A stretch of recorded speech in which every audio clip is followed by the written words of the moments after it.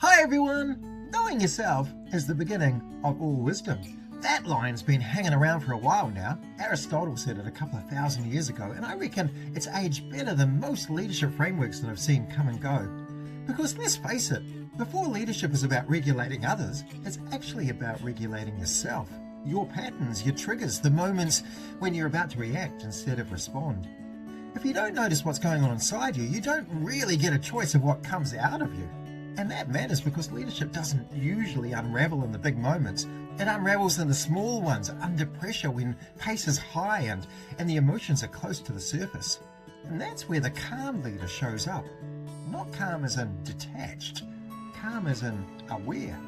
And the thing is, that awareness isn't tested in the big headline moments, it's tested in those particular moments in every school leader's day when you can feel it coming.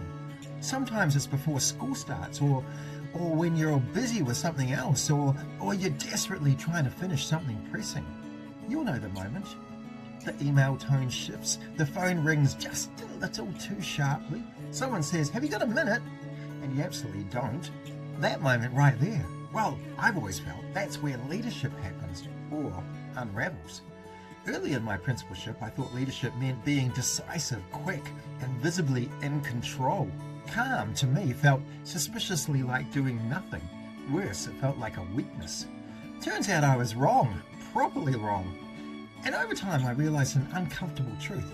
If you're dysregulated, you teach dysregulation. If you're frantic, you give permission to panic. And if you're reactive, you train everyone else to walk on eggshells. And goodness knows, your school, let alone education as a whole, doesn't need more eggshells. Most leaders I talk to are carrying more than they realize, not because they're doing it badly, but because the load has quietly increased. Stress isn't actually the problem. The problem is when we forget to take the pack off before we walk into the next conversation. The danger isn't that we feel stressed. The danger is that we leak it everywhere. I learned this the hard way. I remember dealing with a student situation that had gone sideways before morning tea. Someone had jumped the fence. Abuse was shouted, neighbours unimpressed. The day derailed right in front of my very eyes. I felt my heart rate spike and my inner monologue turn decidedly unprofessional. And then, thankfully, I paused. Not for long, just long enough to notice that I'm angry, I'm rushed, and I want to fix this right now. Which was exactly why I shouldn't open my mouth just yet. That pause, that tiny space, is the difference between reaction and leadership. Calm leadership isn't about being chill all the time, it's about regulating yourself first so you don't outsource your emotions to everyone else. Here are a few things that actually helped me. I reckon it's really important to name it, don't just judge it. Instead of, "I shouldn't feel like this," try, "Right, yeah, I'm feeling a bit tense, I'm a bit tired, I'm a bit annoyed." That naming alone often drops the temperature. I also think slowing the body helps slow the brain.